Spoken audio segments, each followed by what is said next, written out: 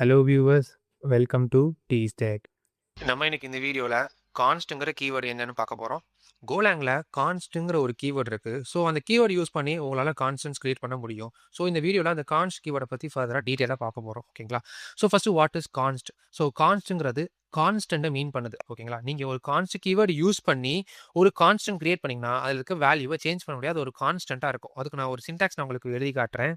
Syntax பார்த்துக்கோங்க. கான்ஸ்ட் இந்த இடத்துல வந்து ஒரு கம்பெனி நேம் தரேன். ஒரு கம்பெனி நேம் இதில் கொடுத்துருக்கேன்.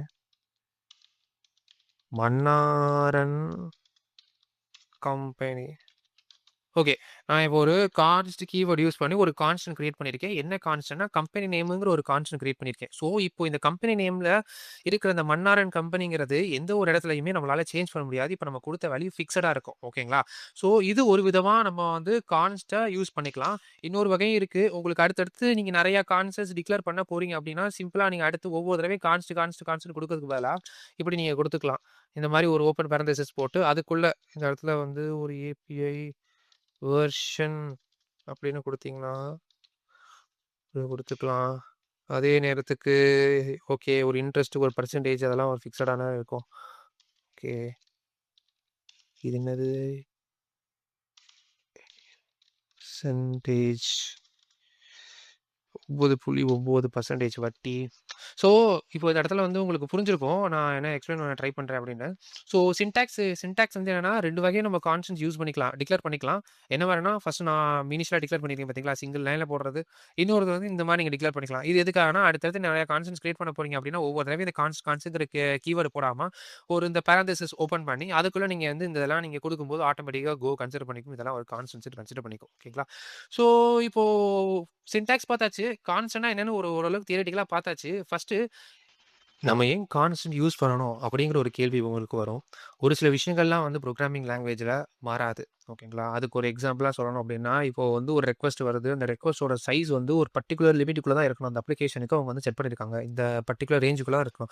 அப்படிங்கிற மாதிரி அந்த மாதிரி சினாரியோஸ்லாம் உங்களுக்கு கான்ஸ்டன்ட்ஸ் வந்து ஹெல்ப்ஃபுல்லாக இருக்கும். ஏன் கான்ஸ்டன்ட்ஸ் ஹெல்ப்ஃபுல்லாக இருக்கும்? நம்ம வந்து வேர் கீவேர்டை யூஸ் பண்ணிக்கலாம் அப்படின்னு கேட்டிங்கன்னா, நம்ம வேர் கீவேர்டில் யூஸ் பண்ணும்போது என்ன நடக்கும் அப்படின்னா, நம்மளால ரன் டைமில் அந்த வேல்யூவை சேஞ்ச் பண்ணிக்க முடியும். பட் ஆனால் கான்ஸ்டன்ட்ல நீங்கள் ஒன்ஸ் டிக்ளேர் பண்ணது தான். அதை சேஞ்ச் பண்ண முடியாது ரன் டைமில். ஓகேங்களா? இப்போ நான் ஒரு கான்ஸ்டன்ட் கிரியேட் பண்ணுறேன். ஓகேங்களா? கிரியேட் பண்ணுறேன். இன்புட் சைஸ்ன்னு கொடுக்குறேன். ஓகே. இப்போ இந்த இன்புட் சைஸ்ங்கிறது வந்து நான் ஒரு கான்ஸ்டன்ட்டா வந்து செட் பண்ணிட்டேன். என்ன அப்படின்னா வந்து சும்மா ஒரு கணக்கு வச்சுக்கோங்க. அது வந்து ஒரு ஒரு எம்பி 30 எம்பின்னு கணக்கு வச்சிருக்க மாரி வச்சுக்கோங்க. ஓகேங்களா? நான் என்ன சொல்லிட்டேன், நான் இப்போ இந்த அப்ளிகேஷனுக்கு நம்மளோட அப்ளிகேஷன் கேப்பபிலிட்டிய பொறுத்து நம்மள என்னன்னா, ஒரு ரெக்வெஸ்ட்டுக்கு 30 எம்பி வரைக்கும் தான் நம்மளால வந்து ஏன்னா டேட்டா வந்து வாங்க முடியும். ஓகேங்களா? ஸோ அதனால வந்து 30 எம்பி எக்ஸீட் ஆச்சுன்னா நம்ம வந்து எரர் த்ரோ போகணும். ஸோ இந்த மாரி ஒரு ஃபிக்ஸடான ஒரு சில விஷயங்கள்லாம் இருக்கும். ஸோ அந்த மாரி தருணங்கள்ல நம்ம வந்து கான்ஸ்ட்ங்கிற கீவேர்ட் யூஸ் பண்ணி நம்ம கான்ஸ்டன்ட்ஸ் கிரியேட் பண்ணிக்கலாம். ஓகேங்களா? ஏன் வேர் கீவேர்ட் யூஸ் பண்ணக்கூடாது? நம்ம வேர் கீவேர்ட் யூஸ் பண்ணும்போது ரன் டைம்ல அந்த டேட்டா சேஞ்ச் ஆக பாசிபிலிட்டீஸ் இருக்கு. ஒரு சில விஷயங்கள் வந்து ரன் டைம்ல சேஞ்ச் ஆச்சுன்னா அப்ளிகேஷனே ப்ரோக் ஆகும்.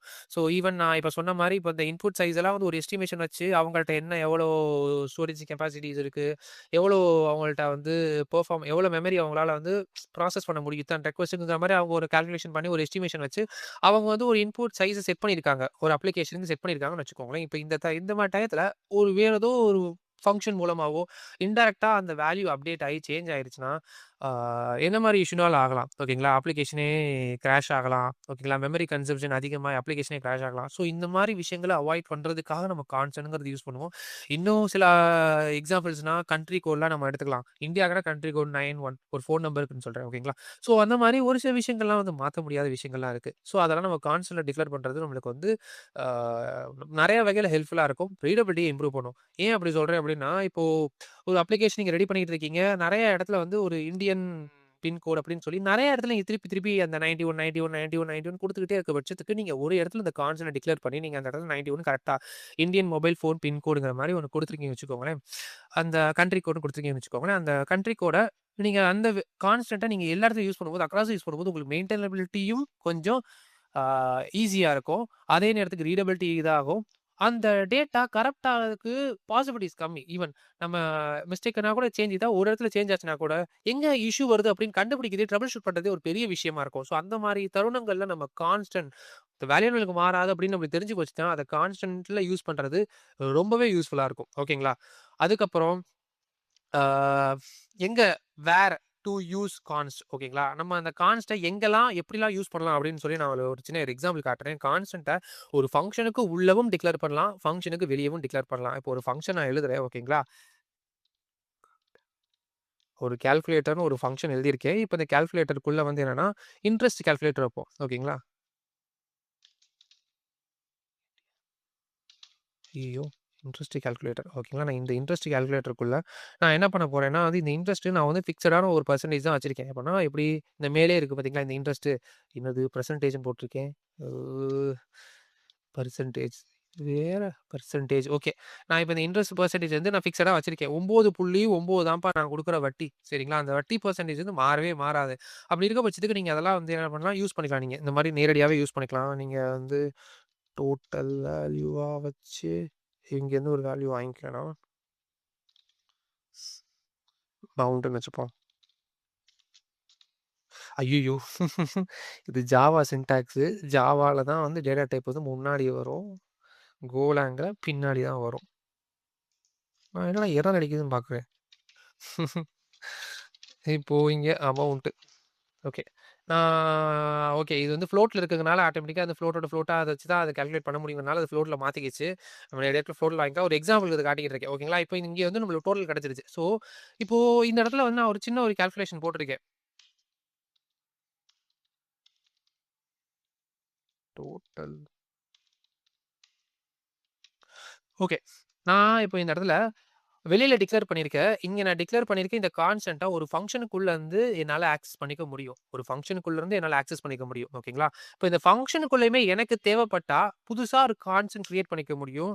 நான் என்ன பண்றேன்,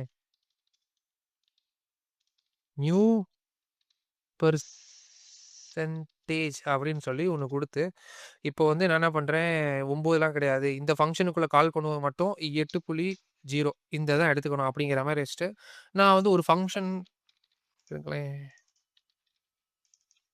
ஓகே. ஸோ, நான் இப்போ ஒரு ஃபங்ஷனுக்குள்ளேயும் நான் இந்த மாரி டிக்ளேர் பண்ணியிருக்கேன். ஸோ, இப்போ இந்த இடத்துல என்ன தெரிஞ்சுக்கலாம் அப்டின்னா, நம்ம கான்ஸ்டன்ட்ட ஒரு ஃபங்ஷனுக்கு உள்ளவும் டிக்ளேர் பண்ணிக்கலாம். ஒரு கான்ஸ்டன்ட்ட ஃபங்ஷனுக்கு வெளியவும் டிக்ளேர் பண்ணிக்கலாம். ஆனா என்ன ஒரு விஷயம்னா, ஃபங்ஷனுக்குள்ள டிக்ளேர் பண்ண இந்த கான்ஸ்டன்ட்ட வேற ஒரு ஃபங்ஷனுக்குள்ள யூஸ் பண்ண முடியாது. ஏன்னா, இந்த கான்ஸ்டன்ட்டோட ஸ்கோப் வந்து இந்த கர்லி பிரேஸஸோட முடிஞ்சிரும். ஓகேங்களா? இப்போ இங்க வெளிய டிக்ளேர் பண்ணியிருக்க இந்த கான்ஸ்டன்ட்ட நீங்க எந்த ஃபங்ஷனுக்குள்ளனாலும் யூஸ் பண்ணிக்கலாம். ஸோ, இது மினிமலா நான் வந்து எங்கெல்லாம் யூஸ் பண்ணலாம் அப்டிங்கிறத உங்களுக்கு தெரிஞ்சுக்கிறதுக்காக நான் ஆக்சுவலா சொல்றேன். கான்ஸ்டன்ட் என்னென்ன டைப்ஸ் எல்லாம் சப்போர்ட் பண்ணும் அப்படின்னு கேட்டீங்கன்னா, கான்ஸ்டன்ட் வந்து ஒரு 4 டைப் சப்போர்ட் பண்ணும். நம்ம அதில வந்து என்னன்னா, நம்பர் டைப் சப்போர்ட் பண்ணும், ஃப்ளோட்டிங் டைப் சப்போர்ட் பண்ணும், பூலியன் டைப் சப்போர்ட் பண்ணும், ஸ்ட்ரிங் டைப் சப்போர்ட் பண்ணும். ஸோ, நம்ம அந்த மாரி இதுக்கெல்லாம் வந்து என்ன பண்ணிக்கலாம்னா, அந்த மாரி டேட்டா டைப்க்கு உண்டான டேட்டாஸ் எல்லாம் நம்ம வந்து கான்ஸ்டன்ட் போடலாம்னா, அதெல்லாம் போட்டுக்கலாம் நம்ம. இது வந்து உங்களால இது பண்ண முடியாது அப்படின்னு கேட்டீங்கன்னா, ஒரு சில சேஞ்சபிள் வேல்யூஸ் ஃபார் எக்ஸாம்பிள் நம்ம கோல வந்து டைம் டாட் நவ்னு குடுக்கும்போது, கரண்ட் டைம் குடுக்கும். கரண்ட் டைம் ஓகேங்களா? எக்ஸாம்பிள் காட்டுறேன். இது வேற கான்ஸ்டன்ட் ஓகேங்களா? நான் வந்து ஒரு டைம்னே வைக்கிறேன். ஓகேங்களா? இப்ப இங்க டைம் வச்சுட்டு டைம் டாட் நவ் வச்சா, அது எரர் த்ரோ பண்ணும். ஏன் எரர் த்ரோ பண்ணும் அப்படின்னு காட்டுறேன். அதாவது இந்த இதெல்லாம் வந்து என்னன்னா, ஒரு ஸ்ட்ரக்ட் டைப்ஸ் ஆக்சுவலா. இது உள்ள நீங்க நான் ஃபர்தரா வரப்போற வீடியோல பின்னாடி நான் அதெல்லாம் எக்ஸ்ப்ளைன் பண்றேன். ஆனா என்னன்னா, இதெல்லாம் ஒரு ஸ்ட்ரக்ட் டைப்ஸ் ஓகேங்களா? அந்த நவ்வுங்கிறது என்ன ரிட்டர்ன் பண்ணும்னா, அந்த டைம் டாட் டைம் அப்படிங்கிற ஒரு இத தான் ரிட்டர்ன் பண்ணும். இப்போ இங்க பார்த்தீங்கன்னா, இங்க டைம்ங்கிறது ஒரு ஸ்ட்ரக்ட் ஓகேங்களா? இந்த டைம் டாட் நவ்ங்கிறது ஒரு ஸ்ட்ரக்ட ரிட்டர்ன் பண்ணுது. ஓகேங்களா? ஸோ, கான்ஸ்டன்ட் நம்ம அதெல்லாம் ஸ்டோர் பண்ண முடியாது. அந்த விஷயங்கள்லாம் நம்மளால கான்ஸ்டன்ட்ல ஸ்டோர் பண்ண முடியாது. நம்ம என்னென்ன பண்ணலாம் அப்டின்னா, ஓகே ஃபிளாக்ன்னு வச்சிருக்கேன். இந்த இடத்துல ஒரு ட்ரூன்னு குடுக்குறேன். இது ஒரு பூலியன் வேல்யூ, ஒரு கான்ஸ்ட், இன்னொரு ஒரு கான்ஸ்ட். இப்படி பண்ணிருவோமா? நம்ம பார்த்தோம்ல.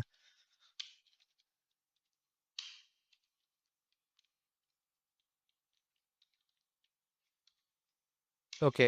நான் இப்போ ஒரு ஃபிளாக் ஒண்ணு கிரியேட் பண்ணியிருக்கேன். இது ஒரு பூலியன் டைப்பு. அதுக்கப்புறம் வந்து என்னன்னா, நேம்னு குடுப்போம். சரிங்களா? அதான் நேம் மன்னாரன் மேலேயே இருக்கே. மேலேயே இருக்கு ஒரு கம்பெனி நேம். இந்த லிஸ்ட் இது ஸ்ட்ரிங் டைப்பு. நான் இத இங்கே குடுத்துக்கிறேன். எய் மேக் யூஸ் பண்ணி இத யூஸ் பண்ணேன். விண்டோஸ் கீ அமுக்கிக்கிட்டே இருக்கேன். ஓகே. கம்பெனி நேம் இங்க என்ன எரர் அடிக்குதுன்னா, இந்த கம்பெனி நேம் ஆல்ரெடி ரீடிக்ளேர் ஆயிருக்கு அப்படின்னு சொல்லி அடிக்குது. ஸோ அந்த இடத்துல ஒரு சின்ன சேஞ்ச் மட்டும் பண்ணிப்போம். கம்பெனி நேமு வெர்ஷன் 1ன்னு மாத்திப்போம் நம்ம. ஓகேவா? வெர்ஷன் 1ன்னு மாத்திருக்கேன் இப்ப சும்மா. ஸோ இது ஒரு புதுசா வேற ஒரு கான்ஸ்டன்ட்ஸ் ஓகேங்களா? ஆ இது வந்து ஸ்ட்ரிங் டைப்ப சப்போர்ட் பண்ணுது. இந்தா இருக்கு பாருங்க. இந்த சொன்னேன் பார்த்தீங்களா? நியூ இத தூக்கி நம்ம இங்க போட்டுப்போம்.